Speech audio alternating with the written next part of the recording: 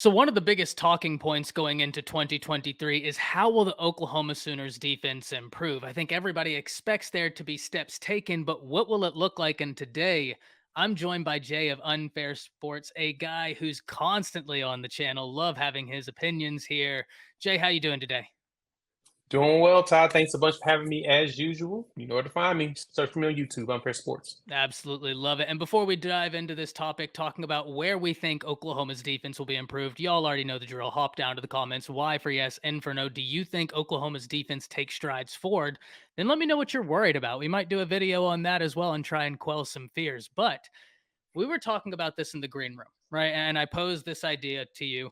And for all of you out there, we get together and I pose the idea about 15 minutes before you see where we're sitting right now. So this is not something that we've come with a lot of thought to. This is all an organic reaction. I wanted your opinion on where you think Oklahoma's defense will take the most steps forward from Brent Venables' first year into his second year. I gave you the linebackers from my end. Danny Stutzman going into his second year, going to be the quarterback of the defense. I know you have to replace the cheetah. That's going to be interesting. You have to replace the linebacker next to him. But in theory, all those guys there were at least in the system last year. So they have an hmm increased expectation of what's expected. But where's your thoughts on this, man? Where do you see the biggest steps being taken forward? So the easiest answer, of course, is the defensive line, but because more so you have a larger gap to fill.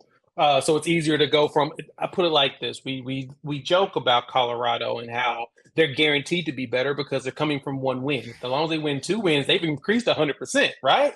So it makes it easy to kind of pick at the defensive line because there's so many changes that have happened that were needed in order to make this a viable potential SEC type defensive line. But honestly, the place that I think Oklahoma's going to see the biggest improvement is in the secondary. And when I talk about secondary, I'm looking at the safeties because going not only from the corner spots with Woody Washington and Gentry Williams are expected to be your starters on your bookends there, but adding a Reggie Pearson who played for a Wisconsin team that was a top two defense in the country in 2019, running a Rex Ryan style defense, which was pretty complex, similar to the way that a Brent Venables defense is ran. Having him come in, and he came onto my show not too long ago. You can go check it out on the channel. And he talked about how skill wise, he felt like this defense is probably the most skilled he's been on, even compared to that team he had. And on that team, they had Fayon Hicks, which he said was somebody that never got beat in practice and is in the NFL now with the Denver Broncos. But he praised on Woody Washington as well as Gentry Williams as really big play guys that will really show out this coming season. And then you add him with the Billy Bowman, the former five-star safety. I think that secondary is going to be absurdly talented. And then you even get in Peyton Bowen, the five-star freshman that came in and did some magical stuff in the spring game that we always joke about. You've got a lineup on the secondary side that honestly, if you leave them on the island for 6 or 7 seconds, they may actually survive because they have a lot of instinctive guys that can do moves earlier in comparison to last year where everybody was trying to figure everything out at the same time. The one caveat I want to give, and I'm passing it back to you, Ty, is this year, the defense last year, everyone was trying to figure out this new defense, and there was a lot of miscommunications going on. This year, only the new people have to learn the system. And it was funny because Reggie Pearson told me, he was like, I picked it up pretty quick. He's like, but the good thing is the veterans are teaching the young guys and in the transfers. I can see them being absurdly good this year. They're going to shock the world. Yeah, this is one of the things that I would always hint on whenever we talk about Dylan Gabriel and talking about Jeff Levy implementing this offense. And I would say, hey, Dylan Gabriel already has an understanding of the offense. So it's one thing hearing it from a coach, but if you have a player that knows what's expected, they can help teach. And those lessons sometimes just hit different because they're standing Mhm. alongside you. They know how to communicate this stuff to you because they're actively going through it. I really love that point. The With that, let secondary, me add this go too, ahead. real quick. Let me add this to that. This is a good point. That's why tutors are usually students and not teachers. 100%. Yeah.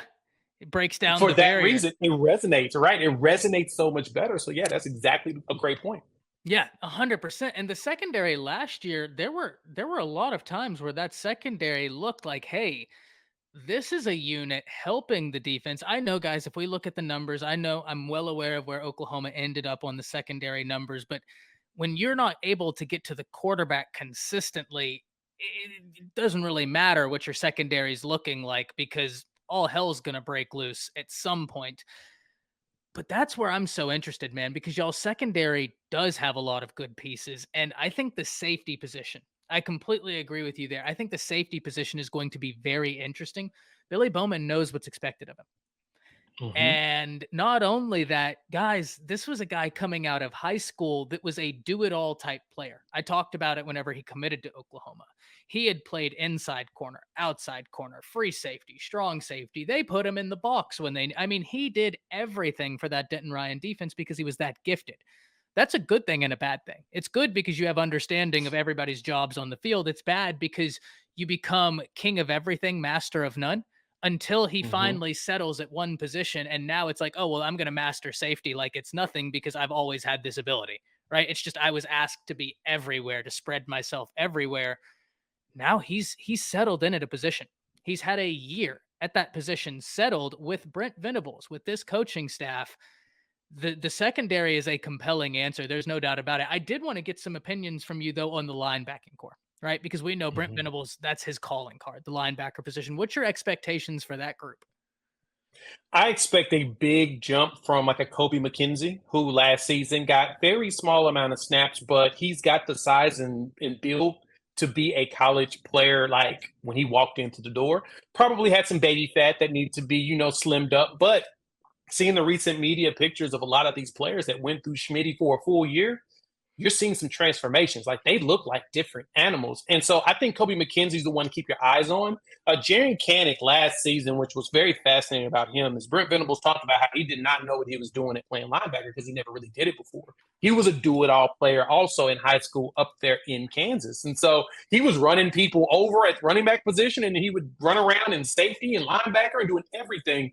But at the high school level, the big difference is that when you're a Superman like that and you're just a man amongst boys, it's easy for you to dominate. He got to college, started to see some snaps, and did some very good things for the team. But when you looked really deep into the details, there was a lot of moments where there were missed assignments and stuff. And honestly, it's just because he just didn't know the position well. It was something he was learning on the fly. It was an on-the-job training that luckily did not have any type of dangerous situations to where you could give him the opportunity to grow and fail at one time. Venables mentioned breaking it down to the studs, and it felt like that when you go through the entire defensive setup. And the good thing is Stutzman's coming back with over 100 tackles and a whole bunch of snaps on his body. But adding Kanak with that, and then Kobe McKenzie, like I said, will be getting a lot of run. Shane Witter should be back healthy to add some more depth. And then Kip Lewis in the back, as he's bulking up and getting bigger, he may show up and do some big stuff. And then you got to add the transfer, Connor Neer. He's one that knows how to play linebacker. He may not be the fastest, but he knows the position of linebacker. And so there's a reason why Venables and staff went after him and some of the players we have. And then of course, when you talk about Cheetah, we're all excited about that. That's probably the one position, if anything, that I think we have some of the best in freshman All American, Big Ten All American. Deshaun McCullough, as a freshman, he was out there dominating Big Ten offensive lines. And let's be frank, Big Ten produces some of the best offensive lines in the country because they're big on running and they're big on big guys and it's cold. So, that fluff and size matters. McCullough was out there cooking folks. And I see him being one that is learning how to be agile enough to play not only linebacker, but also back into the secondary. But even Justin Harrington, with his experience as a redshirt freshman, redshirt senior, he also has the ability to just transition in with McCullough back and forth that they can have a nice two-headed monster going in. So if there's anybody to look out for, Kobe McKenzie's the name that I'm thinking everybody should pay attention to the most. Love it. And I'm going to go with the linebacker as well. And I think Kobe McKenzie's a fantastic answer. But for a lot of the same breakdown I gave on the safety position, I'm going with Kanik because I think it's very Mm. akin to like the Billy Bowman, right? Where when I was Mhm. watching him at Denton Ryan, it's so clear this is a college football player. I mean, anybody could see it. And you can tell how good he is because they have him everywhere. And it's not like he's just everywhere, Jay. He's excelling everywhere, right? Like there's a difference between playing a position and excelling at the and he was excelling everywhere. Jaron Kanik is the same type of guy, and I love how you broke it down because it is so similar, right? Like I think Jaron Kanik is a great example because at least whenever we're talking about a Bowman, he spent a lot of time at secondary, at safety, so he at least had that understanding. And then coming from Denton Ryan, we know what those players go through, the competition they face at practice, and those guys that's that's a good transition from Denton Ryan, that category of Texas high school football to college football. That's some serious stuff. Kanik is a phenomenal example, and I love how you broke it down because it's so true. He did everything in his little town of Kansas, everything for that team. So it's not surprising to me when he gets to a Oklahoma and now he's asked to play Brent Venables' linebacker position that's so cerebral and instinctually he's reacting. That's not the issue. Texas Homer said this to me once, and it's a quote that's stuck with me ever since. He's like, "You want your guys to play fast, but you don't want them to make fast mistakes. And when you play fast, you can make fast mistakes." I think that was a great description for Kanik because he's so naturally gifted. He's so good. He's so athletic. He's making decisions instantly, but he's playing a very cerebral spot. And so, like you said, he'd get out of position a few times. I think if he gets it down, he's going to be a really fun player to Mhm. watch. But I think if you're an Oklahoma fan listening, the fact that we've named two linebackers, not named Danny Stutzman, because I think we both expect Danny Stutzman to be a name people expect anyways. We're not shaming him. 100 tackles. We expect him to be the name that's known anyways, right? Like that should be with that. I think that says something about the linebacker situation as opposed to last year, where last year you Mhm. had guys, but did you have guys that were capable of doing what you needed? And more so, you just didn't have the time for them to understand what was needed. So the linebacker position is one I'm super excited about. But if you had to give me a name in the secondary, because I know that was your answer, who are you really excited to see there? Honestly, it's going to be Reggie Pearson. Having a hitter like him out there and him playing like a quarterback in the secondary for the team, knowing how to get people in the right spots, pointing out where you need to be. Coming from a Rex Ryan type defense, like I said, he did it in Wisconsin. It requires a lot of thinking. And the complexities of this defense, him being able to pick it up and be able to immediately start making plays, it's like, okay, going to be something. And the practice footage and the practice reports coming out just raved about his ability to be everywhere in the right places at the right times. That tells me that he likes to study film as well as he knows how to get to the ball and directing other players. Like we mentioned, tutors are usually students, not teachers. And so, because of that, him being out there teaching them how to be in the right spots, play hard, and use the skills that's in front of them, Reggie's going to be the best one to funnest player to watch, not only because of his hitting, but it's also his quarterback play. Absolutely. And I know we're going to get comments because y'all already know I'm going to ask the question, who are you? You, the viewer watching.